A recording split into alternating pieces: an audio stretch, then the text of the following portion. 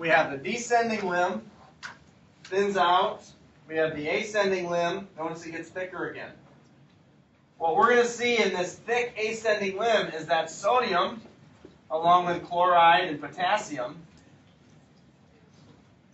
but mostly sodium, is reabsorbed into that renal medulla. Here's the divider between cortex and medulla. So salt is pumped out of the filtrate into the medulla. It makes this very, for lack of a better term right now, salty. I've never eaten kidney, but I'd imagine it'd be a very, very salty taste to it. Probably very chewy as well. I think in England they serve kidney pie. In Ireland, you can go June 21st, they have James Joyce Day.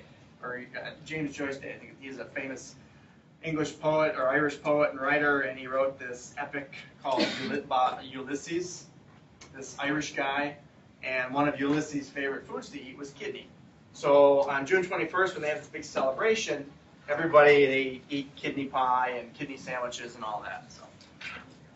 But the reason that it would be so salty, if we get back on track here, is because all this sodium is pumped out into the medulla. Now that's important because when we go back to this osmosis that I mentioned, water leaves the filtrate via this thin limb here.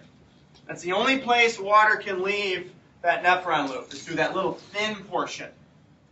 And the reason water leaves is because this is so salty. This has a higher osmotic gradient, it creates an osmotic gradient. There's a high solute concentration here as opposed to here, and water is going to move by osmosis into the medulla. This is that other 15% that's reabsorbed. This is how it happens. Remember, we have those vasa recta, those capillary networks that surround these nephron loops. And the water is going to get picked up by those vasa recta and put back into the blood. Now, as the filtrate goes back up and back into the cortex here, into the cortical portion of the nephron, now we're at the distal convoluted tubule. This is where aldosterone is going to have an effect.